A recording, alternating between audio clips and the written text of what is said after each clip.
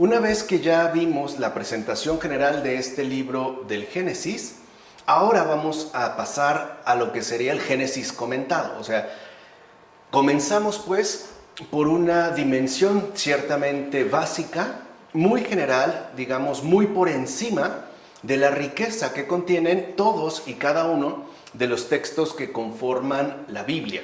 Y como es el propósito, iremos haciendo justo la presentación en general para tener alguna referencia básica del texto bíblico y después pasaremos a comentar versículo por versículo estos libros que conforman la Biblia. Y para hacerlo, para hacer esta Biblia comentada, nos vamos a apoyar sobre todo en una edición bastante buena que se ha hecho tomando como referencia a los padres de la iglesia. Es decir, se toma un versículo y se añaden comentarios que algunos padres de la iglesia han hecho sobre ese versículo.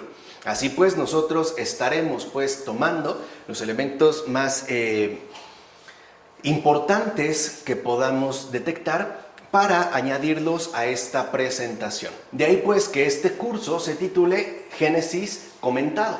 Y bueno, lo primero que habría que hacer es presentar las siguientes consideraciones preliminares para entender muy bien ya en dónde estamos ubicados y cuál es la situación que comporta esta exposición que vamos a presentar.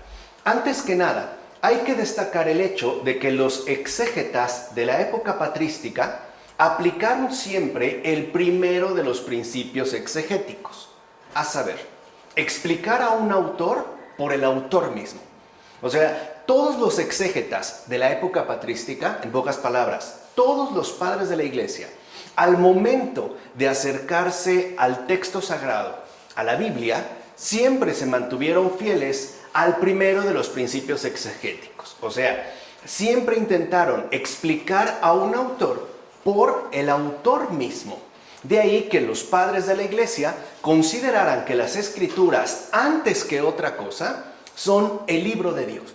Y esto es algo muy importante de tener en cuenta, sobre todo si mencionamos que desde finales del siglo XIX y buena parte del pasado siglo XX tomó fuerza esta corriente que a grandes rasgos podríamos llamar historicismo, el cual asumía que la Biblia era un texto, entre otros muchos textos, que podían ser abordados, analizados, a partir de los principios críticos, científicos, que se habían estado desarrollando. En este caso, en el caso de los padres de la iglesia, no sucede así, porque no consideraron nunca que la Biblia fuera un libro más entre otros libros, sino que este libro era el libro de Dios.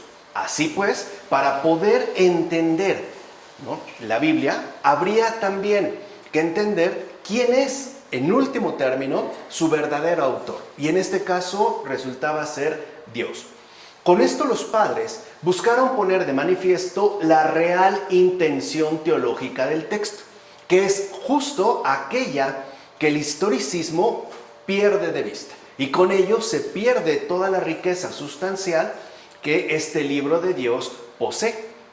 De ahí entonces que los padres buscaran, como dijimos, poner de manifiesto la real intención teológica del texto, que justamente por ser tal, está siempre al servicio tanto de las comunidades como de cada uno de los fieles. Y aquí hay otro rasgo sobresaliente.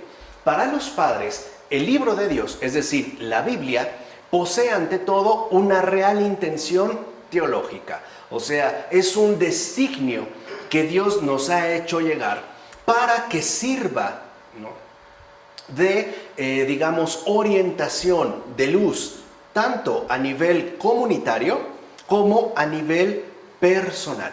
De ahí pues que entonces la Biblia es un servicio ofrecido por Dios en tanto intención teológica. O sea, sería un beneficio que Dios nos ha querido compartir por medio de sus respectivas revelaciones y también conformaciones, que de hecho ya nos quedaría más claro este asunto teniendo en cuenta previamente las exposiciones que hicimos, por un lado, con respecto a la Biblia en su entorno, y en un segundo momento con la presentación general de los libros bíblicos.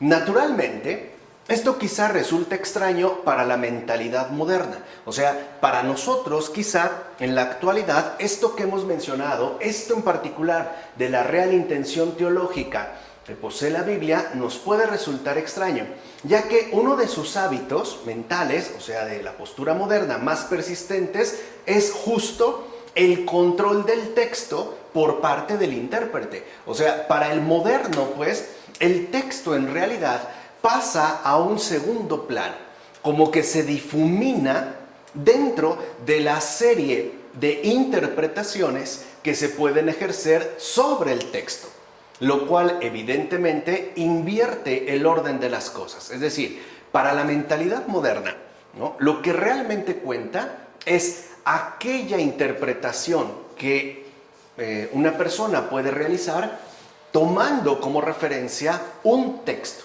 De tal forma, entonces, que es esta interpretación la que terminará predominando sobre el texto mismo, ¿no? Y además, en esto se escondería otro rasgo ciertamente moderno, que es tener bajo control, es decir, bajo el dominio subjetivo, todas y cada una de las realidades que nos salen al paso.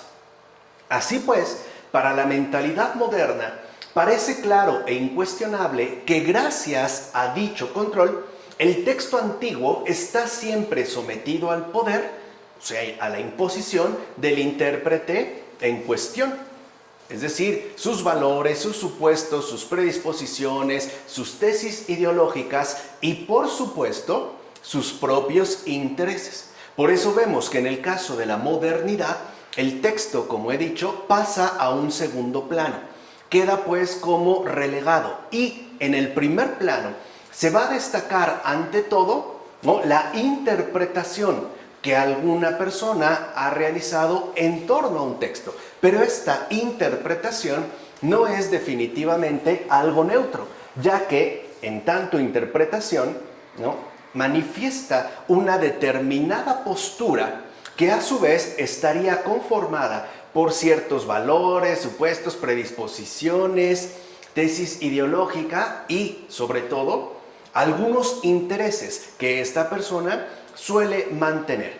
Ciertamente, este hábito encuentra su base en una convicción en particular que hay que tener en cuenta. Dicha convicción, entiéndase, moderna, es la siguiente: las fuentes de crítica posteriores son más valiosas que el propio texto abordado. O sea, ese es como el principio moderno de la interpretación textual. O sea, aquello que pueda ser dicho mucho después sobre algún texto antiguo será mucho más valioso, importante y relevante que el propio texto en cuestión. O, por decirlo de otra manera, las modernas interpretaciones textuales que se hacen a partir de un texto, así sea la escritura, que no olvidemos, los padres llamaban el libro de Dios, son mucho más importantes y relevantes que el texto en sí mismo. O sea, aquí se destaca ya esta postura subjetiva que en el curso de Filosofía Católica nosotros intentamos justamente poner al descubierto y, por supuesto, corregir. Ahora, este prejuicio conduce entonces a examinar el texto bíblico casi siempre a través de perspectivas histórico-críticas que de hecho son propias de la modernidad. O sea, se aplican criterios actuales a realidades antiguas y por ende, lo primero que ya nos debería de quedar claro es que cuando esto sucede, estas perspectivas, estas metodologías, estas herramientas histórico-críticas no van a ser, al menos no necesariamente, compatibles con la naturaleza, es decir, con la realidad esencial del texto abordado. O sea, de antemano se impondría una especie de quiebre, ¿no?, anacrónico, porque se estaría tratando de entender algo pasado a partir de nuestras convicciones exclusivamente presentes. Entonces, puede decirse que de fondo hay pues una rotunda diferencia de acercamiento y contacto. O sea, para la modernidad, ¿no?, el acercamiento con respecto a un texto particularmente antiguo y por ende el contacto que esto supone es muy distinto al que, por ejemplo, los exégetas patrísticos llevaron a cabo. En efecto, a diferencia de la postura moderna, lo primero que tenían en cuenta los exégetas patrísticos, o sea, los padres de la Iglesia, al momento de acercarse a las Escrituras, era el hecho de que tanto su lectura como su posterior predicación apuntaban desde el principio a la vida del creyente, en tanto revitalización de la vida eclesial en su conjunto. Entonces, lo que vemos aquí es que en el caso de los padres de la Iglesia no era realmente lo importante la interpretación realizada. Si por interpretación entendemos en sentido moderno una cierta propuesta subjetiva, eso no era lo importante. O sea, para los padres de la Iglesia, lo fundamental es que aquel que se acercaba, o sea, aquel que pretendía entrar en contacto con las Sagradas Escrituras, lo hacía con vistas a asimilar esta palabra en carne propia. O sea, para que tuviera una repercusión benéfica en su propia vida, o sea, en tanto creyente. Lo cual, a su vez, iba a permitir que la vida eclesial en su conjunto, o sea, la Iglesia, se revitalizara de forma sustancial. Esta es la gran diferencia, o sea, no se veía meramente como una cuestión aislada, subjetiva, que invitaba a una interpretación más o menos audaz o bien original.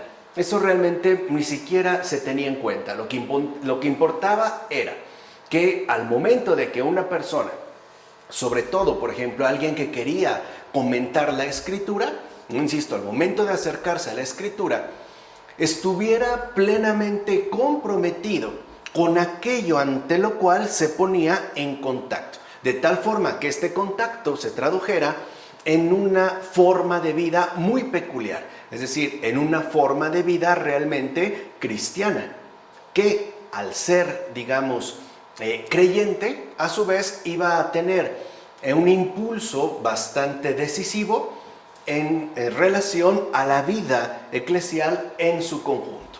Así pues, el verdadero afán de los primeros exégetas bíblicos se concentraba de lleno en ser fieles a la recepción del ofrecido, o sea, a la palabra de Dios. Eso era, digamos, aquello en lo que ponían más cuidado. No se trataba de inventar, no se trataba de interpretar, se trataba de fidelidad a la palabra, o sea, ser fieles a la recepción de aquello que Dios mismo nos ha ofrecido, nos ha hecho llegar en términos de texto, ¿no?, en términos de libro. Y por tanto, también este afán consistía en mantenerse de igual manera fieles en la posterior transmisión de todo aquello que les fuera dado. Entonces, lo que vemos es que para los padres de la Iglesia, lo importante al momento de entrar en contacto con la palabra de Dios, es decir, con la Biblia, era no tergiversar aquello que se nos ofrece, o sea, la palabra, el texto, y después también mantener y conservar esta fidelidad en relación a la transmisión a la que estaba, digamos, a la que se tiene que dar continuidad en términos de, digamos, mejoramiento, ¿no?, en términos también de crecimiento. O sea, digamos que para los padres de la Iglesia, ¿no?, en lo que tenían o en lo que había que poner más cuidado era en la adecuada recepción de lo ofrecido, entiéndase, por Dios, y por ende también en la fidelidad a lo ofrecido con respecto a los demás. O sea, ofrecido por Dios, uno lo recibe, lo asimila y a su vez lo transmite, lo ofrece a los otros, ¿no? Y dicha fidelidad abarcaba, esto es algo que también es muy distinto a lo que sucede hoy en día, tanto la letra, o sea, no cambiar, por ejemplo, al estilo de Lutero, por decir, ¿no?, al momento en el que hace la traducción en la Biblia al latín, no cambiar solo la letra, un poco para ajustarla más a nuestras expresiones actuales, sino ser fieles a la letra, pero también y al mismo tiempo al espíritu de la letra. O sea, hay algo escrito, digamos, hay un significado que nos puede resultar más o menos directo, pero también hay un sentido profundo que contiene precisamente esta letra, o sea, este escrito. De tal forma que vemos cómo esta fidelidad, ¿no?, implica una comunión profunda con la persona que entra en contacto con la palabra de Dios y a su vez con aquello que esta persona está llamada a recibir en fidelidad y después transmitir. Dijimos la letra y el espíritu de la letra. En consecuencia, puede decirse entonces que los primeros exégetas bíblicos no buscaban únicamente hacer interpretación de las escrituras. O sea, eso ni siquiera, podemos decirlo así, les pasaba por la cabeza, sino que más bien buscaron llevar a cabo un arduo trabajo de asimilación profunda con respecto a la palabra de Dios. Y aquí es donde encontramos la gran diferencia entre los padres de la iglesia y la postura moderna. Para los padres de la iglesia no se trata de interpretar, se trata de asimilar, hacer propio aquello que Dios mismo nos ofrece, ¿no?, a través de un libro escrito. O sea, no se trata de interpretar, se trata de asimilar y además de asimilar profundamente. Por el contrario, para la postura moderna no importa asimilar, importa interpretar aun cuando se carezca de una mínima profundidad en relación con el texto que ciertamente, ¿no?, se busca, en este caso, suplantar con las interpretaciones subjetivas. Pensemos en un caso sumamente común de hoy en día. Alguien puede leer un libro, el que sea, o sea, pensemos en una novela, y a lo mejor lo que opina de la novela es lo que él piensa, ¿no? Bueno, yo entendí o yo creo que, y lo hace a partir de su propio posicionamiento, sin que necesariamente haya realizado de forma previa una asimilación profunda del texto que leyó, es decir, del texto que recibió. Por eso para los padres, y de hecho no encontramos en los padres interpretación en el sentido moderno. Lo que encontramos en todo caso es una expresión atinada o lo más pertinente posible de la asimilación profunda con respecto a la palabra de Dios que cada uno de ellos realizó a lo largo de su vida y en su propia existencia. De ahí es donde brota, y lo iremos viendo ya más adelante, ¿no?, esta gran riqueza de transmisión que los padres nos han hecho llegar. Entonces, a final de cuentas, en esto consistió el verdadero propósito de la exégesis patrística. O sea, no se trataba de ser novedosos, y mucho menos de ser originales, como el moderno parece tan empeñado, ¿no? Este criterio de originalidad. No, para los exégetas bíblicos, o sea, para los padres de la iglesia, la originalidad no tenía nada que ver con la fidelidad. Así pues, los padres de la iglesia se van a mover justamente en base a este propósito exegético de asimilación. Bien, en efecto, el propósito de la exégesis en el periodo patrístico fue el buscar y recibir con total humildad la verdad revelada que contiene la Escritura. Entonces, lo que vemos es que esta ardua labor de asimilación es a su vez inseparable de una total humildad.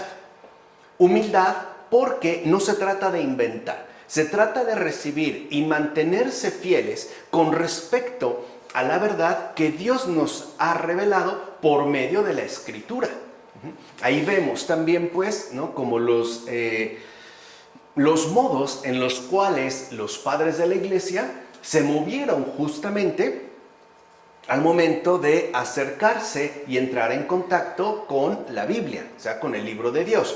De hecho, no era infrecuente que tal propósito estuviera vetado a todos aquellos que, fuera por la razón que fuera, no estaban ni preparados ni dispuestos a ponerla en práctica.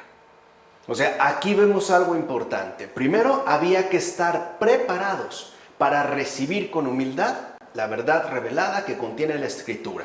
Pero no bastaba con estar preparados. Había que estar al mismo tiempo dispuestos a recibirla para transmitirla, es decir, ponerla en práctica. Entonces, lo que vemos de fondo es que la comprensión de la Escritura, y eso es algo que de manera evidente se manifiesta en todos y cada uno de los textos exegéticos de los padres de la Iglesia, ¿no? Esta comprensión, digo, requiere un claro y decisivo compromiso de vida. O sea, la verdad no es neutral. Nos invita, en efecto, a asumir un compromiso definido de vida en relación e inseparablemente de ella en tanto verdad. O sea, en tanto verdad revelada por Dios mismo. Así pues vemos cómo, en el caso de los padres de la Iglesia, comprender la Escritura no es elaborar ideáticamente mil y una interpretaciones, hipótesis o suposiciones. No, más bien comprender la Escritura es recibir por completo esta verdad revelada, o sea, asimilarla profundamente, y que esta asimilación a su vez se vea reflejada en un compromiso definido de vida. O sea, en pocas palabras, la comprensión de la Escritura requería, a final de cuentas, el compromiso de ser cristiano. O sea, este era, digamos, como el desafío fundamental. Les decía, no era tú que entendiste. O sea, si a lo mejor nosotros le preguntáramos a un padre de la Iglesia sobre un pasaje de la Escritura, ¿tú qué entendiste?, no entendería, paradójicamente, nuestra pregunta, ¿no? Porque pareciera que lo que nos interesa es aquello que él subjetivamente ha podido elaborar. En todo caso, la pregunta, y creo que eso es algo que debemos mejorar en la actualidad, sobre todo por cuestiones pedagógicas, por verdaderas motivaciones de enseñanza, ¿no? La pregunta acertada sería, por ejemplo, para un estudiante actual, ¿no? Y es como podríamos, digamos, platicar con los padres de la Iglesia, la pregunta no sería ¿qué entendiste?, sino ¿qué dice el texto? O sea, esto es muy diferente. Puede ser que yo no entienda algún pasaje, no obstante puedo, ¿no?, repetir, es decir, ser fiel a la letra y repetir lo que el texto dice. Y ahí es donde empieza esta ardua labor de asimilación para poder ir, digamos, beneficiándonos de sus respectivos contenidos. Por eso es tan fundamental, ¿no?, que veamos también, lo he dicho ya en otras ocasiones, que entendamos que hay veces en las que no nos detenemos un poco a reflexionar, ¿no?, a tener en consideración la forma en la cual hablamos. Y es importante porque, no lo olviden, la forma en la cual hablamos siempre va a implicar o va a repercutir en la forma en la cual vivimos. Incluso creo que para un profesor es muchísimo más sano, ¿no?, al momento, por ejemplo, de dejar un control de lectura, no preguntar ¿qué entendiste? Porque puede decir mil y un cosas. ¿Y cómo podrías decir que está mal? Si eso es lo que él ha entendido, es decir, lo que ha podido interpretar o elaborar en términos propios, o sea, subjetivos. No, otro criterio distinto sería ¿qué dice el texto?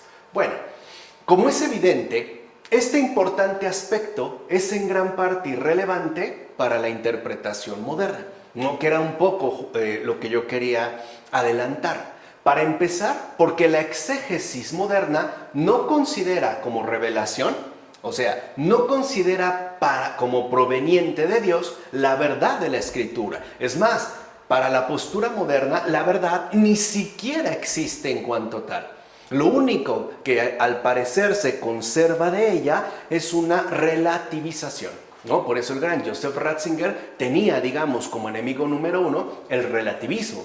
Y además, porque dicha exégesis moderna ni siquiera se somete personalmente a los requerimientos que exige la recepción de la verdad, como les decía, no importa si uno se encuentra en condiciones o no para entrar en contacto con la verdad revelada, y mucho menos si estamos o no dispuestos a asumirla con seriedad en términos de un compromiso definido de vida. Aquí veríamos estos dos elementos por demás importantes. El hecho de que en la modernidad se niega, ¿no?, que la escritura sea revelación proveniente de Dios, o sea, se niega que ahí haya la verdad revelada, y además porque el exégeta moderno ni siquiera se autocuestiona si está en condiciones o no de acercarse y entrar en contacto con el libro. Por eso los escritores patrísticos ya advertían, fíjense, y esto es algo importante, estamos hablando prácticamente hace ya 1800, 1900 años. Si tenemos en cuenta que los primeros exégetas bíblicos empiezan a surgir ya entre finales del siglo I y harán, digamos, su aparición inicial de forma ya palpable a partir del siglo II. Entonces, repito, por eso los escritores patrísticos ya advertían desde antiguo que los posibles lectores de las escrituras no deberían siquiera intentar entender el significado del texto sagrado si no estaban previamente dispuestos a vivirlo, o sea, encarnarlo como texto revelado. Fíjense qué diferente era la postura de los padres de la iglesia. O sea, en pocas palabras, ya los padres de la iglesia decían algo muy, muy claro. Aquellos que se acerquen a las escrituras, es decir, a la verdad revelada por Dios, ni siquiera deberían de hacerlo si uno, no están dispuestos a recibirlo y por ende a vivirlo. Entiéndase como tal, encarnarlo, ¿no?, con toda la radicalidad que contiene este término. Y a vivirlo no como cualquier cosa, sino precisamente como texto revelado, es decir, como transformador de vida. Por eso recomendaban siempre ponerlo en práctica para poder escucharlo. Entonces vemos que aquí no hay nada de esta especie de solipsismo, ¿no?, donde uno le da vueltas sin encontrar nada claro. No, para poder en todo caso escuchar el texto, es decir, recibirlo, lo primero que había que hacer era ponerlo en práctica, es decir, vivirlo, cosa que hoy, al parecer, no se fomenta para nada, y tampoco en otros ámbitos. Insisto, parece que nos quedamos, ¿no?, como atorados o enredados en toda esta marea de interpretaciones que suelen inundarnos, pero que al final parecen no conducirnos a ninguna parte. Entonces veamos esto tan importante de manera mucho más simple. O sea, los padres de la iglesia insistían, si una persona no está dispuesta a vivir lo que dice la escritura, o sea, si no está dispuesta a experimentar la transformación de vida que solo la escritura, por ser libro de Dios, hace posible, ni siquiera vale la pena intentar entenderla. O sea, ni siquiera valdría la pena, ¿no?, leerla por leerla. Por eso los padres, repito, eran tan insistentes en que si nos preguntáramos, o sea, si cuestionáramos nuestra propia condición de vida. O sea, si realmente estaba dispuesto o no, ¿no? Lo que importaba era la sinceridad, o sea, no tanto la respuesta positiva. Pero repito, o sea, los padres insistían en que lo más importante era que sí nos cuestionáramos sinceramente y a fondo si estaba dispuesto o no a vivir aquello que Dios ha revelado. Si estaba pues dispuesto o no a dejarme transformar por la verdad. Bien, por otra parte, entre los padres de la iglesia eran por demás frecuentes las llamadas cadenas bíblicas de referencia. Eso es algo muy frecuente precisamente entre los padres de la iglesia, justo para no quedar extraviados en rebuscadas secuencias de una mera invención individual. O sea, los padres de la iglesia buscaban siempre mantenerse fieles al texto revelado y por eso precisamente para no extraviarse en invenciones meramente individuales, cuando era necesario recurrían entonces a una nueva cita bíblica, digamos, para mantenerse en fidelidad. O sea, dicho de otra manera, al momento de considerar un texto bíblico, ¿no?, el que quieran, ya sea incluso del Antiguo Testamento o del Nuevo Testamento, era muy importante que este texto quedara relacionado con todo el testimonio de la Sagrada Escritura.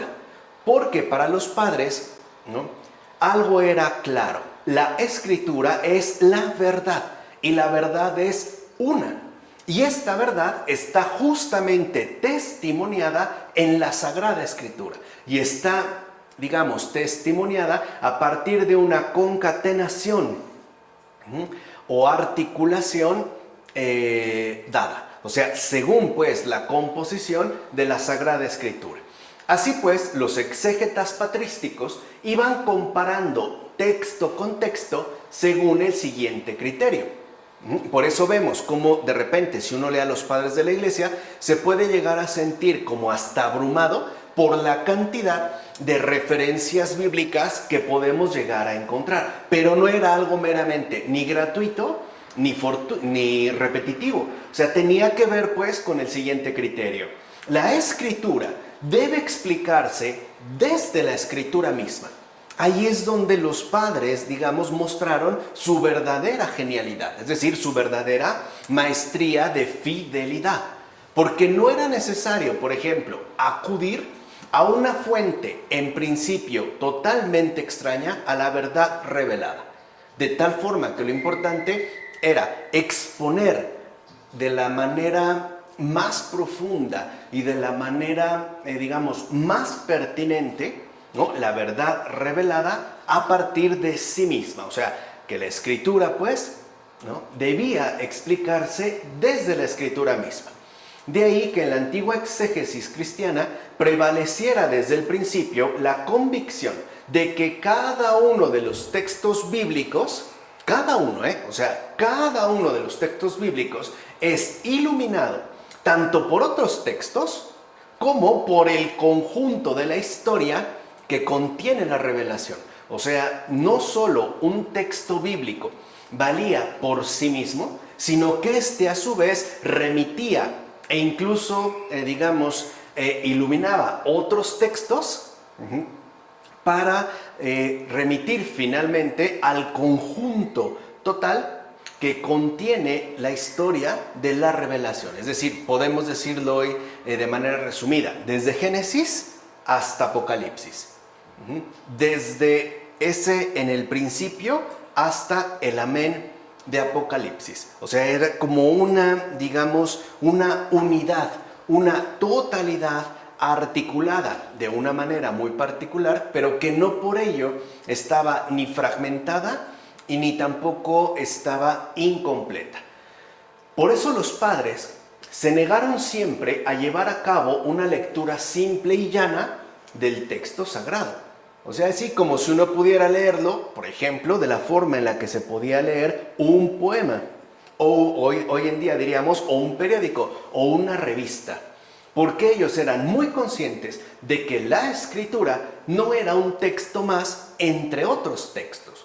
No, hay personas que hoy se pueden acercar a la Biblia e intentarán, leerlo como pueden leer, algún informe periodístico o incluso como pueden leer alguna revista de modas. En todo caso, lo que los exégetas patrísticos encontraron en las Sagradas Escrituras fue, por así decirlo, un manantial de viveza, que asimismo contenía diversas tipologías, matices morales y tesoros espirituales. Y aquí es, donde vale la pena destacar lo siguiente. Para los padres de la Iglesia, las Escrituras eran, como hemos mencionado, un manantial de viveza. O sea, era algo realmente fértil y fecundo. O sea, algo realmente vivo. Era algo, si lo quieren ver así, finalmente divino. Pero a su vez, esta riqueza, esta enorme fecundidad, estaba compuesta al menos por 3 niveles, ciertamente distintos, pero inseparables. El primero eran las tipologías, o sea, el hecho de que se nos ofrecían ante todo tipos muy particulares, tanto de situaciones como de personas. Así también se nos ofrecían, otro elemento eran los matices morales, que tenían que ver pues de manera mucho más directa y clara con nuestro respectivo comportamiento humano. Y finalmente, pero no por ello al último, o sea, por dejarlo al último, este manantial de viveza también contenía tesoros espirituales que era necesario expresar y, por decirlo así, articular de una manera clara. De fondo, los exégetas patrísticos estaban plenamente convencidos que la Sagrada Escritura estaba por demás iluminada. O sea, lo que les decía era fértil, fecunda, ¿no? Riquísima y era luz. O sea, literalmente luz de vida. Entrara por donde uno entrara a la Escritura, encontraba esta luz que iba creciendo en intensidad según las cadenas bíblicas de referencias. O sea, lo que buscaban los padres, pues, con estas cadenas bíblicas de referencias, eran justamente mostrar la intensa luminosidad que contiene la Escritura. Por ello, ¿no?, era justo que estas cadenas bíblicas de referencias, pues, eran las que ponían al descubierto esa intensidad de iluminación que había que ir descubriendo y destacando poco a poco. O sea, no era algo que se pudiera... o era algo a lo que se pudiera acceder de una manera repentina, sino que involucraba un trabajo arduo para irlo, ¿no?, poniendo al descubierto y, por supuesto, también para ir destacando esta intensidad de iluminación. Por cierto, cuando la antigua exégesis reúne muchos textos de la Escritura a la vez, y esto también es importante para todos aquellos que ojalá ya se animen a retornar a las fuentes vivas de los padres de la iglesia, ¿no?, y encontremos que a lo mejor algún padre de la iglesia reúne de momento muchos textos de la Escritura a la vez. Por ejemplo, hace una cita, ¿no?, del libro de Daniel, luego una cita del Génesis y a lo mejor después una cita de una carta de San Pablo o del Evangelio de Marcos, etc. No limita su punto de vista a un solo texto, como sí lo hace la exégesis moderna. O sea, no considerará que es uno, pues, el que destacaría por encima de los demás, sino que, por el contrario, la exégesis patrística busca con esto resaltar la riqueza inherente, es decir, fecunda, de las Escrituras. No es, pues, para meramente contrastar, sino para intensificar esa riqueza de luz, esa iluminación intensiva que en efecto posee las Escrituras. Y es esto justamente lo que se conoce como la analogía de la fe, que es también una expresión que van a formar y que van a emplear y sostener los padres de la iglesia, la famosa analogía de la fe. ¿Qué es esto entonces de la analogía de la fe? Pues la relación de cada texto en particular con el conjunto total de la revelación. O sea, aunque nosotros tomáramos algún texto en particular, no sé, el libro de Job, este libro de Job, de acuerdo con la analogía de la fe, estaría en relación con el conjunto total de la Escritura. O sea, no sería pues un libro fraccionado o metido ahí por azar, como a lo mejor podemos hacerlo al momento de acomodar un librero, ¿no? Metemos libros según por orden de autor o por tamaños o según nos parezca pertinente. No, o sea, no era por una mera acomodación, sino que había que encontrar cuál era su respectiva integración al interior de esta revelación, o sea, según el conjunto total de la Escritura. Esto también es muy importante de tener en cuenta. Y este era justamente el sentido de la exégesis patrística. O sea, cuando ellos hablaban de exégesis, efectivamente a esto se referían, ya que exégesis, al menos en su sentido clásico, indica la labor de explicar, interpretar y comentar el texto a partir de él mismo, o sea, a partir del propio texto. Entonces, lo primero era explicar, interpretar, y dijimos, ¿no? Ya sabemos qué entendían los padres por interpretación, y comentar el texto a partir de este texto. Entonces, la exégesis, en su sentido clásico, nos tenía que en el propio texto se encuentran pues sus significados, sus conexiones y relaciones de configuración. O sea, el propio sentido de la escritura se encuentra dado en la escritura misma. Lo fundamental era descubrirlo, o sea, poder ponerlo al descubierto, ¿no? ¿Y en qué medida se lograba? En la medida en la que se asimilaba y se transformaba pues ya en vivencia. Por tanto, esta exégesis implica una lectura atenta y muy profunda del texto.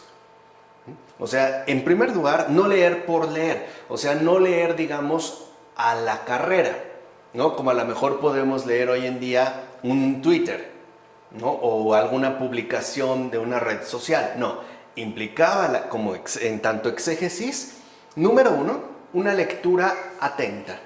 Y que además no solo fuera atenta, sino que además fuera muy profunda. De tal manera que, como hemos mencionado, estaba de por medio un compromiso radical de vida. De hecho, en esta exégesis se solía utilizar también cualquier recurso lingüístico, histórico, literario o teológico con vistas a facilitar la comprensión y explicación de las escrituras. Y no porque, veámoslo, le faltara estos recursos, sino debido a su enorme riqueza, ¿no? Había que acudir a otros elementos que pudieran facilitarnos su respectiva comprensión y por ende también su respectiva asimilación. Y es justo en este sentido que la exégesis patrística contrasta fuertemente con el término eisegesis, que es, digamos, ¿no? Más bien la manera en la cual se ha desarrollado la modernidad.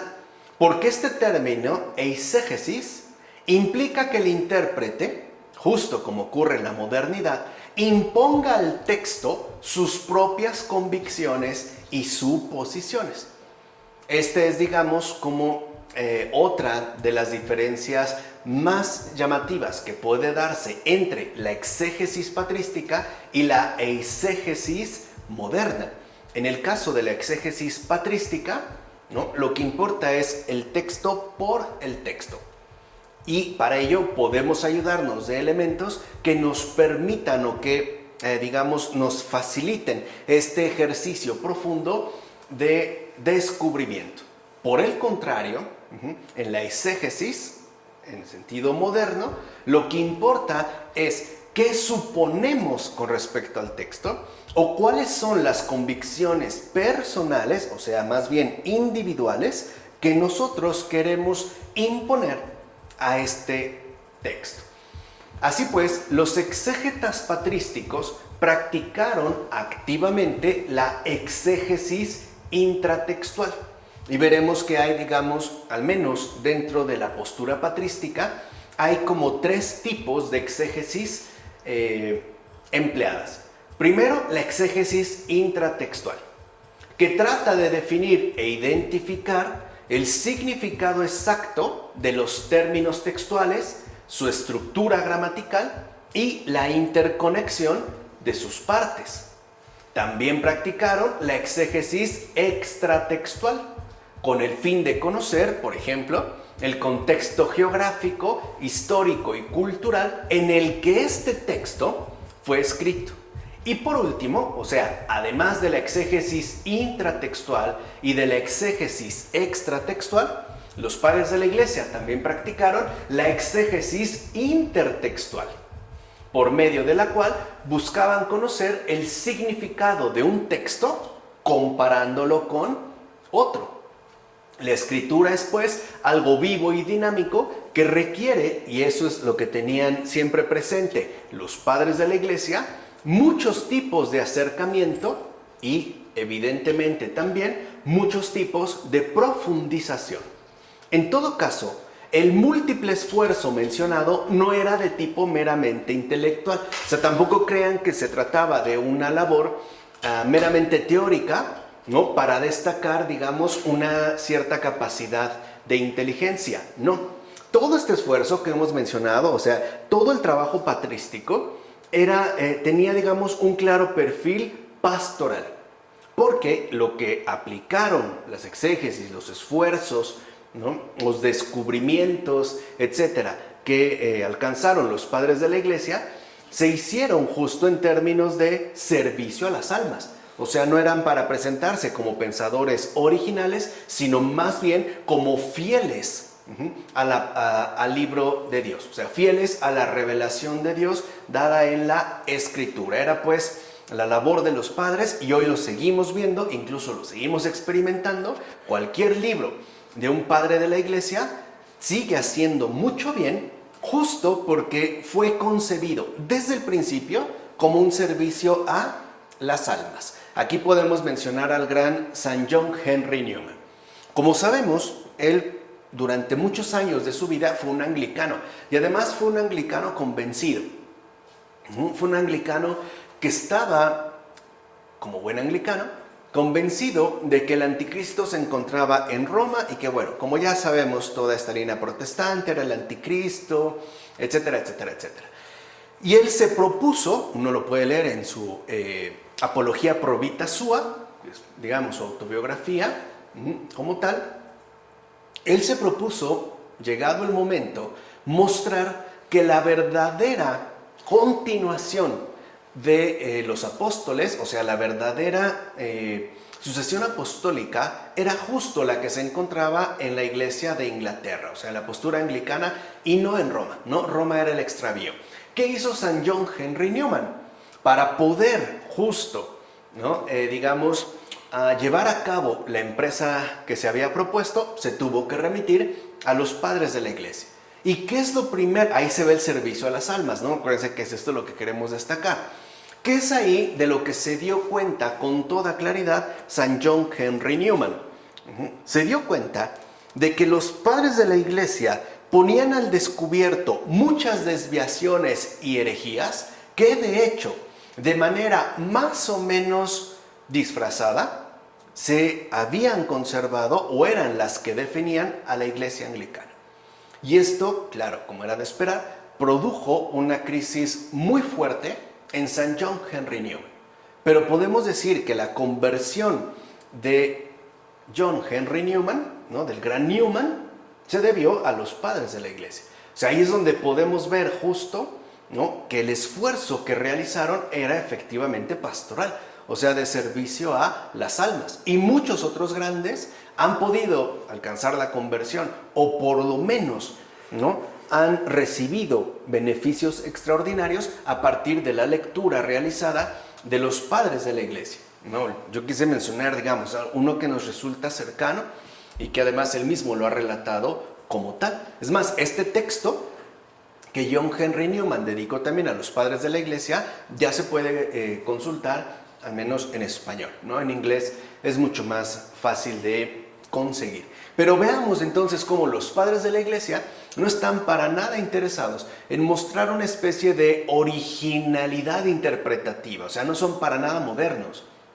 Más bien, lo que buscaron siempre es mantenerse fiel a la verdad revelada, de tal manera que era justo esta fidelidad la que iba a traducirse en términos de una fecundidad pastoral. O sea, en la medida en la que ellos realmente fueran fieles a la palabra de Dios, es que en esa misma medida iba a ser la forma en la cual se iban a beneficiar muchas otras almas. O sea, lo hacían por servicio, nunca por mera curiosidad y mucho menos por vanidad, ¿no? Por tratar de destacar como la interpretación más original o más sugerente o la ideación más provocativa, etc. No, realmente los padres nunca perdieron el tiempo así. Ahora, una vez teniendo en cuenta esto, que son, dijimos, ¿no?, nuestros comentarios introductorios, o sea, los antecedentes que requerimos tener en cuenta, ya podemos entonces dar paso a un primer aspecto. digámoslo así, a un primer apartado.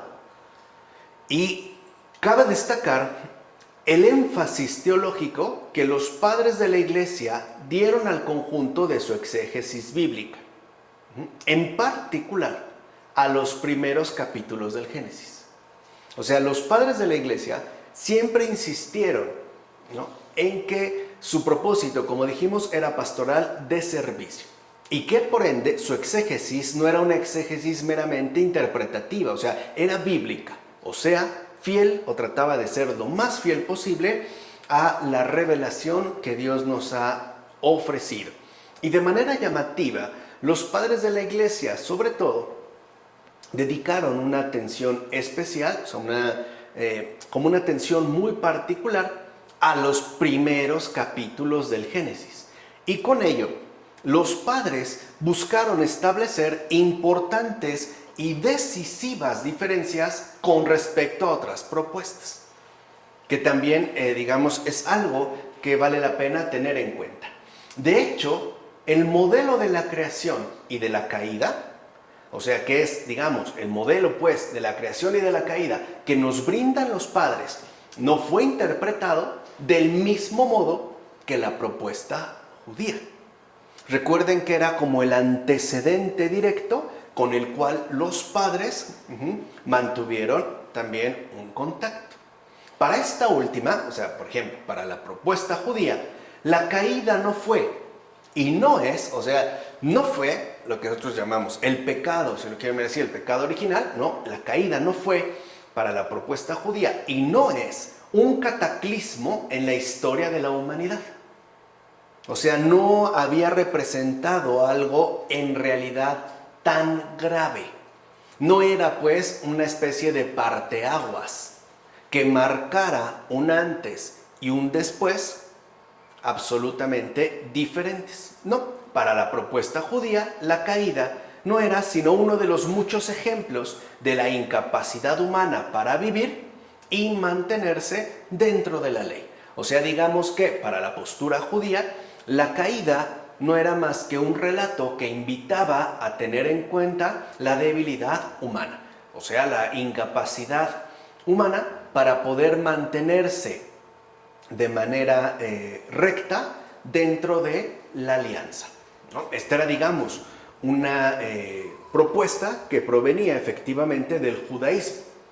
¿Por qué entonces los primeros capítulos del libro del Génesis adquirieron tanta relevancia para la exégesis patrística y tiempo después para la teología cristiana?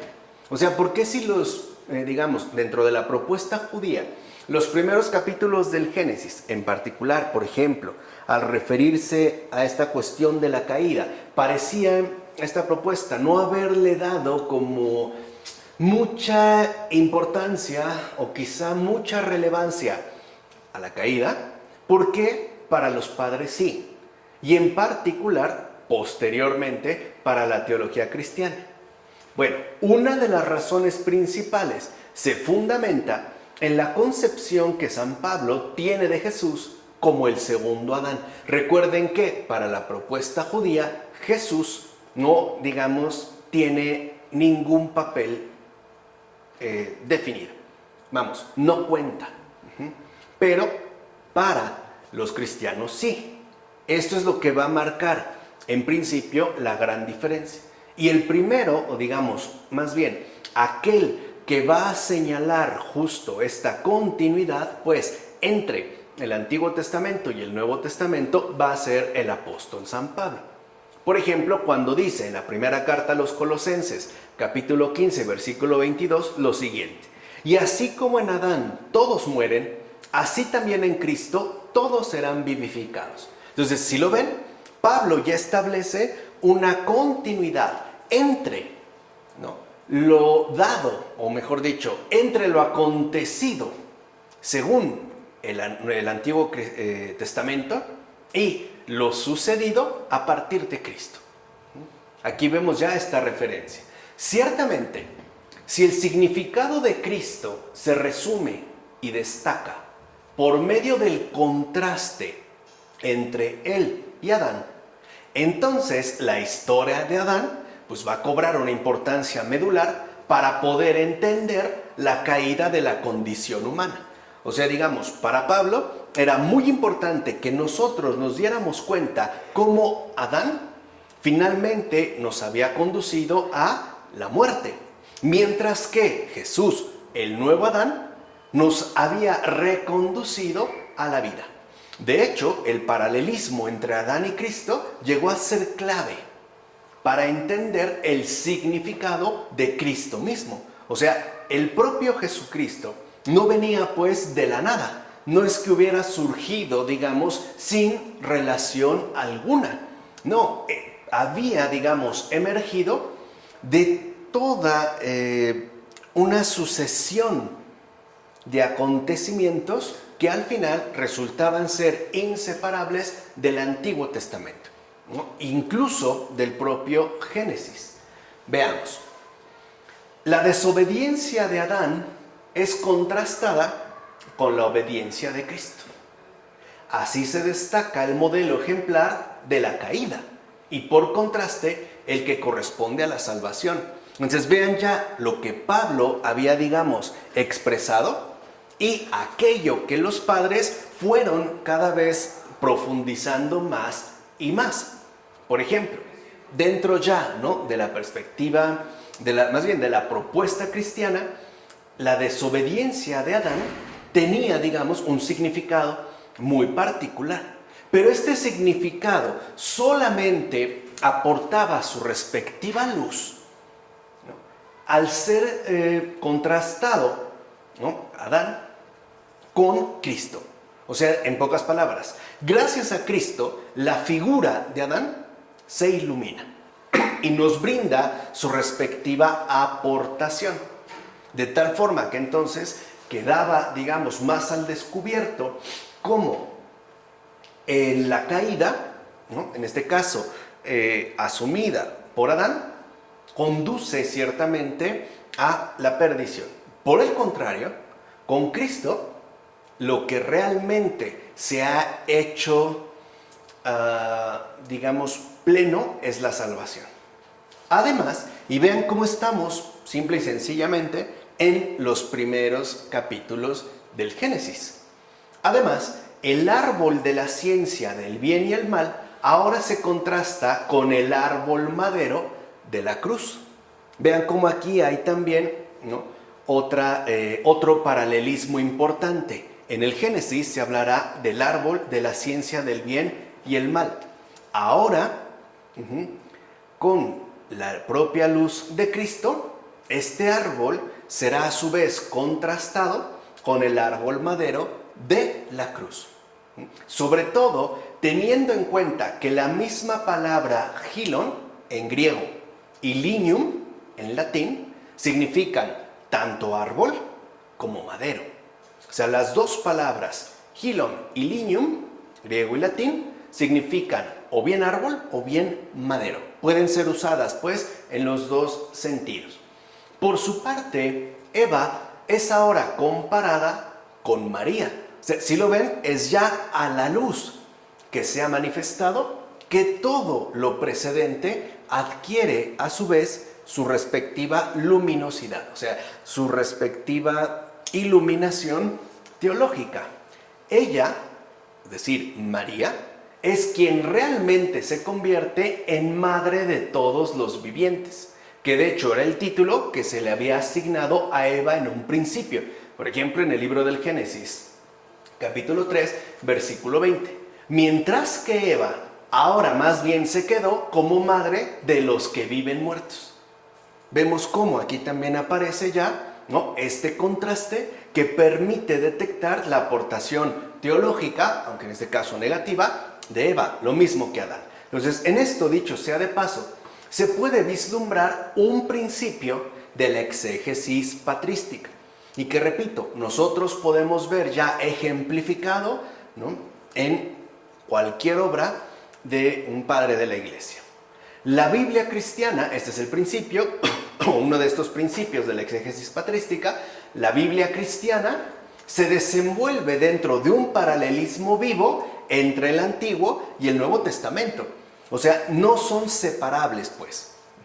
El antiguo, lo que ahora llamamos Antiguo Testamento y el Nuevo Testamento no son separables, sino que ambos se van desenvolviendo a partir de un paralelismo vivo que los vincula y de hecho los cohesiona a los dos en una misma unidad. O sea, lo que llamaríamos la revelación, o sea, la escritura. A este tipo de actividad vinculativa normalmente se le conoce como tipología. O sea, cuando empiezan lo que yo les decía, ¿no? Mencionar los padres algunos tipos que han sido expresados en la Biblia, es porque están realizando esta actividad vinculativa. Están estableciendo vinculaciones, o sea, paralelismos vivos entre, por lo regular, el Antiguo Testamento y el Nuevo Testamento. Aunque puede darse el caso que lo den al interior de alguno. Por ejemplo, algún caso del Antiguo Testamento con otro caso del mismo Antiguo Testamento. O bien aplicar lo mismo al caso del Nuevo Testamento. Ahora, con este término, o sea, con este término de tipología, los padres entendían más bien un sólido hábito de pensamiento.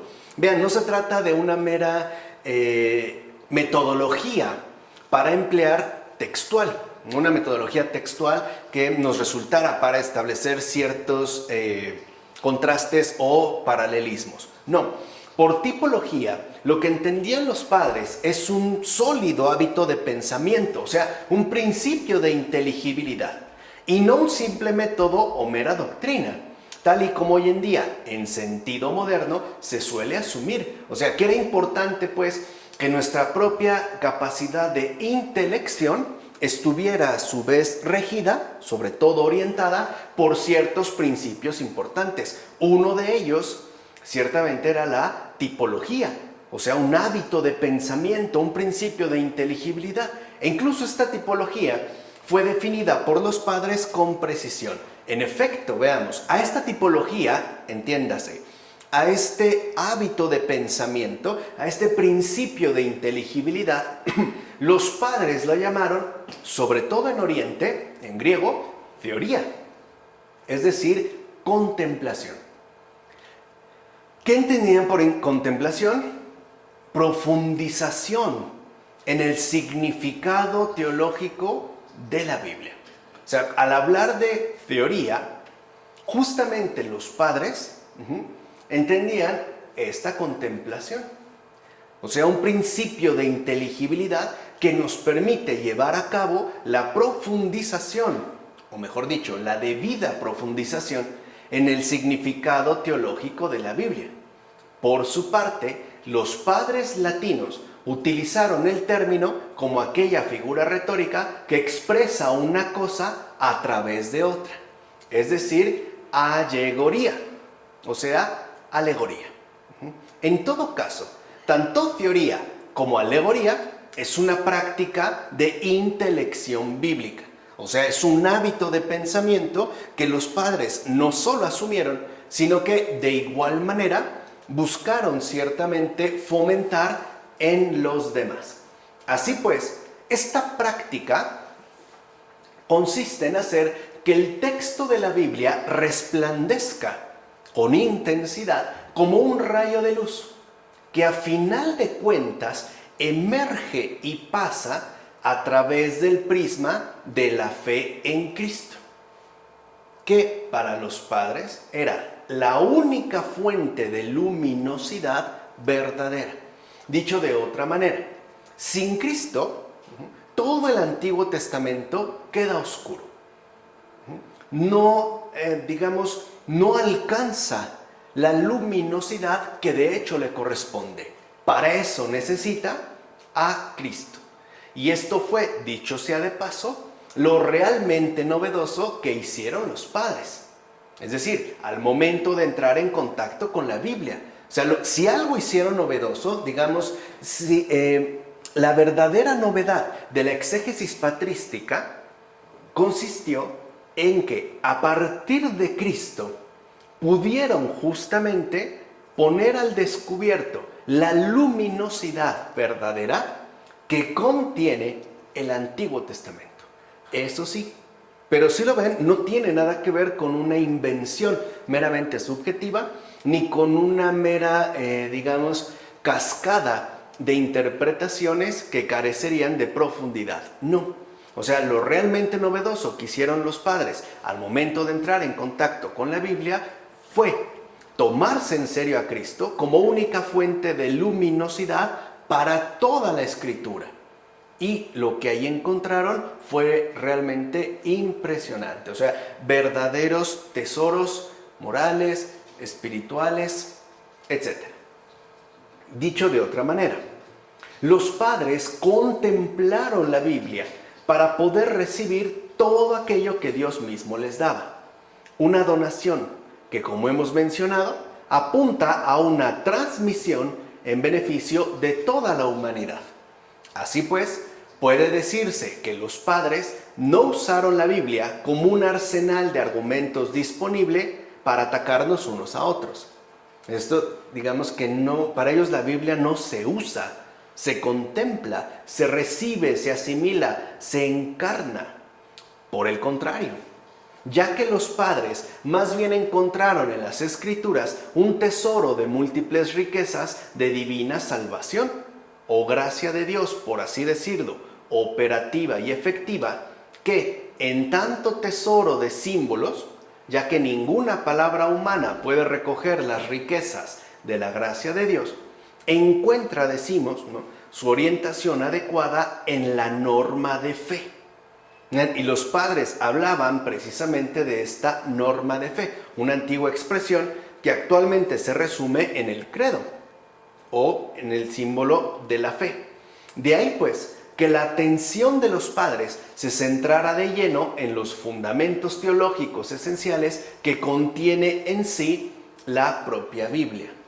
Entre dichos fundamentos esenciales, los padres de la Iglesia darán un lugar destacado a la cuestión de la creación. Por eso les decía, no es casual que los padres se hayan detenido, ¿no?, con gran atención en, sobre todo, los primeros capítulos del Génesis. Pues entender correctamente tal cuestión, es decir, entender la creación a la luz de Cristo, es justamente a su vez comprender adecuadamente a Dios. O sea, entender correctamente lo creado conduce necesariamente a comprender adecuadamente al Creador. Atanasio, por ejemplo, afirmará al comienzo de su tratado sobre la encarnación del Verbo lo siguiente. Vean, ¿no?, para que veamos como un ejemplo de lo que estamos mencionando. Dirá San Atanasio: es conveniente que al hacer la exposición de todo esto, hablemos en primer lugar de la creación del universo y de su creador, Dios, para que de este modo se pueda observar adecuadamente que la renovación de la creación fue realizada por el Verbo, que la había creado en un principio. Entonces, aquí podemos ver cómo en Atanasio, ¿no?, es evidente que se necesita este principio de intelección para poder entender como el sentido completo de la revelación. O sea, tendríamos pues, de acuerdo al esquema que nos presenta Atanasio, tendríamos pues que tener en cuenta, por así decirlo, una especie de referencia tripartita. Por una parte, profundizar en la creación. Segundo, la segunda parte sería profundizar en la descreación, o sea, en la caída, para finalmente culminar en la recreación, o como lo llama San Atanasio, la renovación de la creación que fue realizada por Jesucristo, por el Verbo, que de hecho la había creado en un principio. Esta idea, por ejemplo, la podemos encontrar también en otro gran exégeta bíblico como es San Bernardo. El gran San Bernardo, ¿no?, resumiendo por ejemplo, esta indicación de Atanasio, decía: Dios primero nos formó, el pecado nos deformó y Cristo finalmente nos reformó. ¿Sí lo ven? Es justamente como este mismo principio de intelección. O sea, esta verdad, ¿no?, que es iluminada a partir de su propio conjunto. Repito, dirá San Bernardo, Dios primero nos formó, el pecado después nos deformó y finalmente Jesús, el Verbo, nos reformó. Entonces habría formación, deformación y reformación. Que si lo ven es, insisto, el mismo tipo de intelección que ya los padres de la Iglesia habían desarrollado. Así pues, para San Atanasio resulta claro que únicamente sobre la base de un correcto y recto entendimiento de la doctrina revelada de la creación, fíjense, repito, para San Atanasio, únicamente sobre la base de un correcto y recto entendimiento de la doctrina revelada de la creación, seremos capaces de asimilar el real significado de la encarnación del Verbo. O sea, en pocas palabras, si nosotros no poseemos un correcto y recto entendimiento de la creación, doctrina revelada, no vamos a ser capaces de entender y mucho menos asimilar el gran acontecimiento salvador de la encarnación del Verbo. O sea, sería pues necesario abordar primero la creación. Sin esto, repito, no vamos a ser capaces de asimilar el real significado, o sea, la gran aportación de la encarnación del Verbo. El significado de la creación, tal y como Atanasio la explica, es que el universo ha sido creado de la nada por medio del Verbo de Dios. O sea, que la creación remite a un antecesor, entiéndase, origen, que de hecho la sustenta y mantiene. O sea, aquí Atanasio, digamos, se va a oponer a estas consideraciones paganas que sostenían que puede haber un Dios creador, alguien que lo ha creado, pero que éste a su vez no se hace cargo de lo que él creó, ¿no? Digamos, como que lo crea, lo echa a andar y lo deja por su cuenta. Atanasio dirá que no. O sea, que en realidad la creación remite a un antecesor en cuanto tal, o sea, un creador, su origen, que en tanto origen precisamente sigue sosteniéndola y manteniéndola.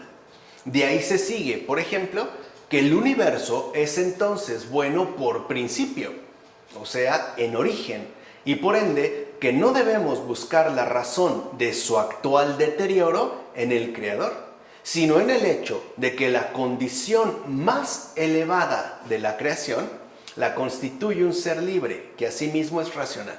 Fíjense este planteamiento de San Atanasio. O sea, con tomarse en serio la cuestión de la creación, no a partir de este principio de inteligibilidad, lo que alcanza es extraordinario. En primer lugar, lo que nos está diciendo es que el universo, entiéndase, la totalidad de lo creado, es bueno. Entonces, el universo es bueno por principio y en origen. Así, si nosotros quisiéramos a su vez captar la razón de su actual deterioro, esta razón no estaría o no remitiría para nada al Creador, sino a que la condición más elevada de la creación, o sea, el ser hecho a su imagen y semejanza, el humano, pues, la persona, es a sí mismo libre. Y no solo libre, sino también racional. O sea, ahí se puede ver la enorme dignidad que, por ejemplo, el Creador le otorgó al ser humano al momento de crearlo. Y ya sabemos, hombre y mujer, ¿no? Los creó. O sea, el hecho de que no se trataba de una criatura más entre otras, sino que en primer lugar era libre y también y especialmente racional. En consecuencia, crear un universo capaz de contener la forma más elevada de bondad significa de igual manera crear un universo que dependiese de la obediencia libre de los seres racionales. O sea, de acuerdo con el planteamiento de San Atanasio, ¿no?, era importante destacar esta libre fidelidad a Dios. No se trataba, pues, de una imposición por parte de él. Dicho brevemente, la caída, pues, fue el fracaso que los seres racionales experimentaron en relación a su permanencia fiel al bien. Así es como, por ejemplo, San Atanasio describe la caída como un fracaso, pero no es un fracaso neutral, sino es un fracaso que remite directamente a los seres racionales que experimentaron en relación, ¿no?, en tanto fracaso, en relación a su permanencia fiel al bien. Pues bien, este fracaso fue el que condujo entonces a un universo más bien caracterizado por la corrupción y la muerte. O sea, ahí vemos que la caída de estos seres racionales, hombre y mujer, varón y varona, en cuanto tal, trajo consigo unas consecuencias impactantes: corrupción y muerte. Sin embargo, la caída, insistirá San Atanasio, no fue el final de la historia, ya que el Verbo de Dios, que creó el universo, vino para vivir como ser humano entre los humanos caídos y así enfrentarse con los poderes de la corrupción y la muerte en carne propia. Vean, aquí también se ve, digamos, otro nivel de profundidad que alcanza el gran San Atanasio. O sea, no solo viene, pues, digamos, para salvarnos de lejos, sino que lo hace a través de asumir en carne propia estos poderes destructivos de la corrupción y la muerte. Estos poderes, por cierto, andaban desatados por todo el universo en tanto consecuencia de la incapacidad humana de mantenerse fiel al bien y por ende a Dios. Así pues, Él vino, el Verbo, el Logos, no solo para vencerlos con su muerte, vean, cosa que de hecho ocurrió, sino que, como añade San Atanasio, también vino para revelar, que es algo todavía mucho más importante, el poder de la vida por medio de su resurrección. O sea, en términos de Adrien von Speyer, no se trata tanto, ¿no?, del pecado que finalmente ha sido vencido, incluso la muerte, sino del triunfo del amor, o como le llama San Atanasio, el poder de la vida que ha triunfado justo por medio de su resurrección. Entonces, en ella, es decir, en la resurrección, la humanidad entera recibe y asume tanto su vida divina como su seguridad en el bien. Puede decirse entonces que toda la exposición, digo, aquí la hemos tomado como un ejemplo y a grandes rasgos, claro que San Atanasio, en ese libro que además es ciertamente breve, ¿no?, ofrece mucho más, expone la trayectoria del propósito divino, justo como yo les comenté en las palabras de San Bernardo, la cual en efecto pasa de la creación a la deificación. Ya sabemos, ¿no?, qué es la deificación a partir del curso que dimos sobre la terapéutica de las enfermedades espirituales. Una deificación que incluye la glorificación final de la creación y, por supuesto, la glorificación de la humanidad en tanto tránsito, pues, de la caída a la redención. Entonces, la encarnación posee un significado mayor que el meramente humano. O sea, no solo se va a quedar a este nivel, ya que en realidad abarca por completo todo el orden cósmico, es decir, toda la creación en su conjunto. Ciertamente, la dimensión cósmica de creación, encarnación, deificación no suplanta el significado humano del drama de la creación y la redención. De hecho, sucede más bien lo contrario, ya que el ser humano ciertamente tiene un papel cósmico que, según los padres griegos, en parte se expresa en la doctrina del ser humano como un microcosmos, o sea, un pequeño cosmos en el que se refleja ya el cosmos mayor.